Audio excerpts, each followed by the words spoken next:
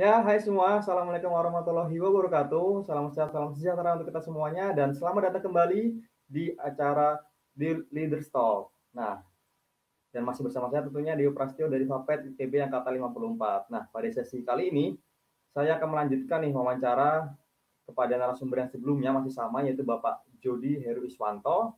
Namun bedanya kali ini saya akan bertanya lebih dalam nih terkait usaha atau bisnis peternakannya nih yang ada di KMM. Nah, kebetulan saya juga kan dari jurusan peternakan dan saat ini sebentar lagi kita akan menyambut yang namanya Hari Raya Kurban.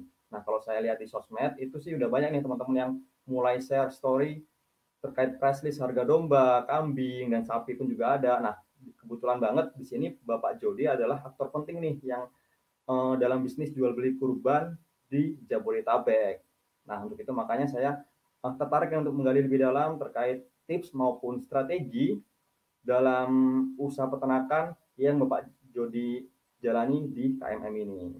Untuk itu, tanpa berlama-lama, saya panggilkan langsung Bapak Jody Heru Iswanto. Assalamualaikum Dio. Waalaikumsalam warahmatullahi wabarakatuh Bapak. Selamat datang kembali Bapak di Leaders Talk ini Pak. Ya. Ya, gimana Bapak kabarnya? Sehat ya Bapak ya? Alhamdulillah, luar biasa. Luar biasa. Alhamdulillah Bapak. Baik Bapak, kita lanjut ya Bapak ya untuk wawancaranya. Kalau sesi sebelumnya saya bertanya tentang KMM, perusahaan yang Bapak bangun. Kemudian di sesi kedua ini saya pengen tanya lebih dalam Pak terkait usaha peternakan yang ada di KMM-nya Pak. Karena kan kebetulan saya juga dari jurusan peternakan nih Pak, yang masih minim ilmu nih Pak terkait tata niaga usaha di bidang peternakan Pak. Nah, ini pengen meminta ilmu dan pengalaman Pak dari Bapak yang telah menjalani usaha ini sudah lama, cukup lama Pak ya. Ya. Silakan, Baik, Pak. silakan. Iya, kita mulai Pak ya. Yuk. Baik Pak. Nah, pertama Pak yang ingin saya tanyakan nih Pak terkait apa dan bagaimana nih Pak konsep dari usaha di sektor peternakan yang dijalani oleh KMM ini Pak? Ya. Sebenarnya mau basicnya seperti yang sudah kita sampaikan, kita bahas sebelumnya ya. Jadi memang basic pemberdayaan merupakan sebuah backbone dari proses pelaksanaan kegiatan usaha di KMM, terutama di bidang peternakan gitu ya. Dan hari ini kebetulan KMM juga menjadi salah satu vendor atau penyedia hewan kurban bagi salah satu lembaga amil zakat nasional yang cukup banyak permintaannya. Bahkan beberapa tahun yang lalu sempat kita menyiapkan hampir 10.000 domba kambing dan beberapa sapi ya, tapi setaranya adalah sekitar segitulah. Nah, selain itu dan itu mesti harus disebar di seluruh Indonesia ya. Nah, selain itu kami juga mencoba menjajaki pasar Jabodetabek. Sudah agak lama sih. Ya saya rasa ini sebuah kesempatan bagi siapapun yang profesinya peternak ya, untuk Hari Raya Idul Adha ini memang ada pasar besarnya gitu. Jadi hampir semua konsentrasi ke sana. Kalau hari ini kita lihat di beberapa lahan-lahan kosong di pinggir jalan raya, biasanya kan dipakai oleh pedagang atau penggiat-penggiat sapi ya. Nah, beberapa tahun terakhir memang banyak sekali sapi yang dipajang adalah sapi dari Bali atau sapi Lombok yang belakangnya putih itu. Itu memang trennya lagi itu. Mungkin jualan sapi model itu sudah kayak kacang ya kalau pas Hari Raya Idul Adha begitu. Iya Pak, ini benar sih Pak, ini di jalan-jalan juga udah banyak nih Pak ngeliat para pedagang yang buka lapak nih Pak ya pinggir jalan Pak ya untuk kurban ini Pak. Ya. Berarti untuk sistemnya tetap sama Pak ya dengan sistem pemberdayaan. Nah, yang menarik Pak yang ingin saya tanyakan kira-kira ada nggak sih Pak kriteria khusus nih Pak untuk peternak-peternak yang nantinya akan diberdayakan nih Pak? Sebenarnya pemberdayaan itu kan sebuah model ya, sebuah model pada saat kita bicara kebutuhan hulu ya. Hulu itu artinya penyedia ternaknya sendiri. ada beberapa peternak besar yang mungkin memang bisnisnya secara organik adalah memang membuat breeding gitu ya, kemudian memelihara, membesarkan dan sebagainya. Nah, ada juga pola yang sebenarnya mengumpulkan dari masyarakat. Nah, beberapa masyarakat ini tentu ada beberapa yang perlu dukungan ya. Dukungan ini salah satunya ya seperti yang kami lakukan.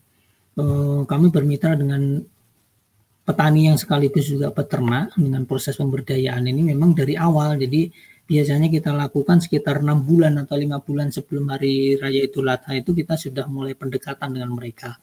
Biasanya mereka membeli bakalan, kemudian mereka besarkan, jadi dalam waktu 6-5 bulan itu kan tentu ada penambahan bobot. Nah, penambahan bobot itu bagi petani adalah margin gitu. Nah, prosesnya gitu. Nah, bagi kami ya awal-awal melakukan itu banyak banget kendalanya, karena memang kalau kita bicara di pemahaman petani atau peternak saat itu, relatif mereka tidak terlalu paham terkait dengan teknik budidaya ya, termasuk pengenalan pemberian vitamin misalnya, kemudian pemberian nutrisi yang cukup dan sebagainya. Nah, kita lakukan pelatihan-pelatihan salah satunya untuk pembuatan silase gitu, untuk nyukupi nutrisi ternak yang mereka pelihara. Akhirnya hari ini kalau kita lihat di titik-titik pemberdayaan kami yang ada di Jawa Tengah dan Jawa Timur itu sudah sebagian besar mereka lakukan proses penambahan pakan berupa silase, atau bahkan beberapa mereka sudah bisa membuat konsentrat untuk pakan ternak, sehingga tidak tergantung oleh cuaca misalnya untuk nyari pakan ya. Kalau kita memberi pakan rumput segar itu kan relatif harus berkejaran waktu ya, setiap hari mungkin atau setiap 2 hari sekali. Nah, kalau stoknya dalam berbentuk silase atau konsentrat kan bisa membuat sekali untuk seminggu gitu, atau kalau yang pinter ngitung malah bisa membuat sekali untuk 2 minggu. Akhirnya mereka akan banyak saving di waktu untuk mencari pakannya gitu. Iya baik Bapak, berarti di sini juga KMM memberdayakan dengan cara menambah apa ya namanya, memberikan ilmu ya Pak ya, dan juga cara budidaya yang tepat dan juga benar apa ya kepada para peternak ini Pak. Iya. Ya, mungkin saya tambahin ya, bagi dalam hal ini sih menurut saya penting ya, dan ini merupakan tanggung jawab bersama, terutama ya kayak mahasiswa yang baru lulus mungkin ya, yang ilmunya masih anget itu, tolong tuh dipraktekkan, jadi membuat pakan yang efisien, kemudian pakan yang nutrisinya bagus dan sebagainya, diajak sering bergaul dengan peternak lah, kira-kira masalah mereka apa, coba kita bantu solusinya. Nah, saya rasa dengan cara-cara begitu teman-teman nanti akan punya pengalaman untuk mempraktekkan ilmu yang selama ini diperoleh di bangku kuliah ya. Saya rasa ini juga akan penting, karena ini mempertemukan dua sumber daya yang sebenarnya menurut saya hebat. Yang satu dibekali oleh ilmu, yang satu dibekali oleh praktek gitu. Jadi dua-duanya itu teori dan prakteknya akan ketemu di lapangan. Jadi nggak usah enggan. Saya rasa beberapa peternak itu juga sebenarnya welcome banget kok dengan teknologi-teknologi baru. Cuman mereka kadang-kadang terlalu asing ya. Jadi termasuk mereka juga harus belajar kemana itu. Sebagian masih enggan gitu. Iya, bener nih Pak. Apalagi saya nih Pak, benar-benar masih perang nih Pak terkait prakteknya Pak. Yang benar, namanya mahasiswa itu memang harus dipertemukan dengan para peternak yang telah berpengalaman lama Pak ya, bertahun-tahun itu Pak ya. Iya betul. Daripada kompetensi di bidangnya itu Pak ya, di bidang peternak. Iya betul. Kemudian Pak, oh iya, ini kira-kira ada nggak sih Pak dari peternak itu tuh yang ketika diberikan arahan apa-apa tuh, kalau saya sih istilahnya bilangnya mungkin kayak menolak Pak, ataupun kayak nggak percaya gitu kira-kira, dan cara untuk bisa menghadapinya itu seperti apa Pak? Iya, oke. Manusiawi ya, manusiawi itu artinya bahwa cara berpikir itu kan kadang-kadang dipengaruhi oleh era gitu, oleh era. Jadi kalau hari ini kita ketemu dengan peternak atau petani yang relatif sudah sepuh, biasanya mereka merasa bahwa keahlian mereka sudah sangat mahir gitu. Tetapi perlu diingat, mahir dalam kapasitas apa gitu. Jadi biasanya kalau petani misalnya nyangkul, ya nggak usah diajari lagi, mereka udah pinter. Nanam mereka sudah pinter gitu. Peternak juga sama, peternak yang sudah gaek istilahnya, yang sudah punya pengalaman itu, cara nyabitnya pun bisa cepat banget gitu. Cara membersihkan kandang juga bisa cepat banget gitu. Kemudian membantu kelahiran domba kambing gitu, cepat banget gitu, atau terampil banget gitu. Nah, tetapi coba kita amati apakah yang mereka lakukan tuh ada sebagian yang sebenarnya membutuhkan teori baru yang mereka sendiri belum banyak difahami. Kami praktekkan pada saat teknologi silase atau pembuatan konsentrat itu kita sampaikan, awalnya mereka juga enggan menerima itu. Karena ngapain, rumput banyak banget gitu ya di sekitar mereka gitu. Tetapi begitu kita praktekkan dari satu hari nyari bahan baku ya, kemudian begitu kita buat dan ternyata dalam waktu kemudian nyari bahan satu hari kemudian bisa saving sampai 1 minggu bagi mereka. Jadi aku banyak waktu yang sebenarnya bisa dimanfaatkan untuk hal yang lain gitu. Nah ini penting gitu, penting artinya bahwa pemahaman peternak yang tadinya hanya taunya kandang, kebersihan dan lain sebagainya, terus harus kenapa domba atau kambing juga harus kadang-kadang dikasih jenis nutrisi lain, itu perlu kita edukasi gitu. Mudah-mudahan kalau cara kita menyampaikannya tidak dengan cara mengajari gitu ya, tapi kita pengen belajar bareng-bareng, saya rasa mereka juga akan mau kok nerima gitu. Kalau satu petani terlalu susah ya jangan memaksakan diri, anggap aja itu bagian dari dinamikanya. Kita tinggal yang lain, kemudian kalau yang lain nanti akan berhasil, pasti dia juga akan ngikuti. Jadi rumusnya kalau kita ketemu dengan petani dan peternak yang relatif susah diajak berubah karena memang dia tidak melihat dengan mata kepala sendiri. Nanti kalau sudah melihat dengan mata kepala sendiri, nggak usah disuruh, dia juga akan ikut-ikutan. Biasanya gitu. Oh iya Pak, berarti harus kita berikan bukti dulu Pak ya dari apa yang kita beri solusi nih Pak. Benar sih Pak. Jadi intinya ketika pendekatan ke peternak itu kita memberikan solusi-solusi atas kebiasaan-kebiasaan yang biasa dilakukan petani atau peternak yang supaya bisa lebih efisien dalam bekerjanya gitu Pak ya. Iya, intinya tuh kita yuk Pak belajar bareng aja gitu. Jadi jangan ngajari. Kalau ngajari biasanya resisten ya, karena beliau kan biasanya karena memang sudah makan asam garam di peternakan, lebih sepuh gitu. Dan itu biasanya lebih susah untuk pendekatan seperti itu. Gitu. Ini kesempatan teman-teman milenial yang mungkin mesti memiliki cara ya. Tentu tidak semudah itu karena ini kan sebuah challenge, sebuah tantangan bagi anak-anak muda pada saat pengen masuk ke bidang peternakan. Jangan hanya ngomongin hilirnya aja gitu, tetapi hulunya juga coba dilihat dan didatangi, karena di situ kadang-kadang akan mendapatkan sebuah value yang jauh lebih besar daripada itu. Kalau kita lihat misalnya anak-anak milenial sekarang yang sudah mulai jualan tadi yang Theo sebut media-media sosial yang jualan ternak kambing, nah itu mesti bisa membuat cerita bagaimana dia mendapatkan produk ya atau ternak, sehingga mereka akan jauh lebih mudah untuk menjualkan karena memang punya storytelling terkait dengan produk yang mereka jual gitu. Iya, benar Pak. Berarti lagi-lagi tetap harus ada yang namanya value nih Pak ya dari usaha yang dijalankan. Benar Pak. Iya benar Pak. Ini sekaligus juga menjadi kesempatan pun juga menjadi tantangan nih Pak untuk para generasi milenial Pak untuk bisa membangun usaha yang sebenarnya prospek ya Pak ya kalau di Indonesia Pak ya terkait bidang peternakan nih Pak ya.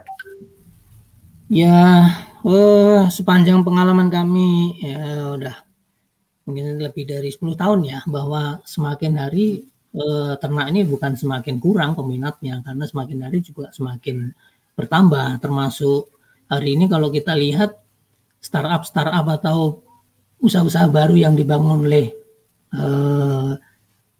adik-adik milenial tuh banyak banget gitu, kayak istilahnya tuh jamur di musim hujan ya. Lalu dulu kan pedagang-pedagang domba, kambing, sapi ya orangnya itu aja gitu, artinya orang-orang memang sudah pakar. Tapi hari ini ada yang baru setahun 2 tahun aja dia sudah punya model gitu ya, artinya ini menjadi sebuah peluang saya rasa ya prospeknya sih masih sangat terbuka luas gitu. Baik Bapak. Baik Pak, ini luar biasa nih Pak ilmu terkait cara menjalankan usaha di bidang peternakan ini Pak. Nah, terakhir nih Pak dari saya nih Pak, lagi-lagi saya minta pesan Pak dan juga harapan Pak dari Bapak untuk saya dan juga teman-teman yang lainnya yang akan ataupun sedang merintis usaha di peternakan nih Pak. Oke, ya coba kita masuk ke fase pembelajaran ya. Jadi sekali lagi teman-teman milenial itu sudah punya bekal ilmu, itu dari mana, entah dari manapun ya, artinya kalau memang sedikit banyak tertarik dengan bidang pertanian, coba pahami sebuah siklusnya gitu, dari mulai mungkin dari mulai jualan, kemudian mulai bagaimana menyiapkan bahan jualannya, kemudian ke depan adalah menyiapkan dari mulai pembudidayaannya, kemudian kalau perlu masuk ke bagaimana itu produk bisa dibuat gitu, artinya itu nanti juga akan bicara di bagaimana adik-adik milenial itu juga peduli terkait dengan breeding system itu seperti apa sih gitu, karena Indonesia jujur hari ini untuk domba kambing belum banyak orang melakukan breeding system. Jadi ada kambing apapun di saatnya dijual, kemudian dibeli, tetapi pada saat kita penyediaan stoknya itu belum banyak yang concern ke sana. Saya rasa teman-teman juga mulai berpikir ya bahwa penyediaan stok domba kambing ke depan ini juga salah satunya hasil dari pelaksanaan breeding system yang bagus gitu. Nah, nggak usah malu dan nggak usah gengsi untuk turun ke dalam farm ya, karena farm ini juga kelak akan dilanjutkan oleh generasi-generasi muda. Nggak mungkin terus-terusan akan digarap oleh generasi-generasi saat ini yang mungkin sudah mendekati usaha pensiun ya, karena memang ke depan industri peternakan rakyat ini menurut saya menjadi sebuah peluang atau solusi terkait dengan kesempatan kerja bagi anak-anak milenial. Banyak sekali kalau satu orang seperti Dio ini bisa membangun sebuah model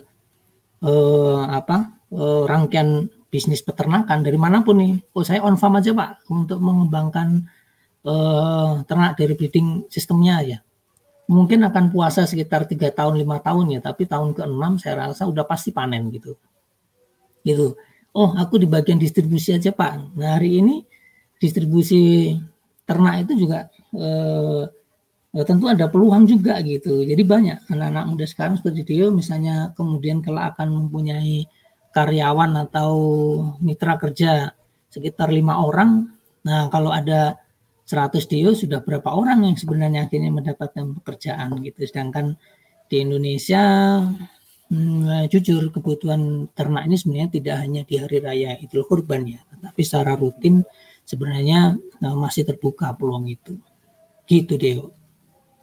Ya, baik Bapak, terima kasih nih Pak, luar biasa sekali nih Pak. Jadi intinya untuk kita nih para generasi milenial ketika membangun usaha jangan hanya fokus di cara jualnya, tapi juga harus mumpuni di teknik budidayanya ya Pak ya. Ya, betul. Ya. Baik Bapak, terima kasih banyak Bapak untuk sesi yang kedua ini, dan teman-teman semua ingat baik-baik tadi pesan Pak Jody untuk kalian yang mungkin ada niatan untuk merintis usaha di bidang peternakan. Insya Allah akan sangat bermanfaat ini ke depannya.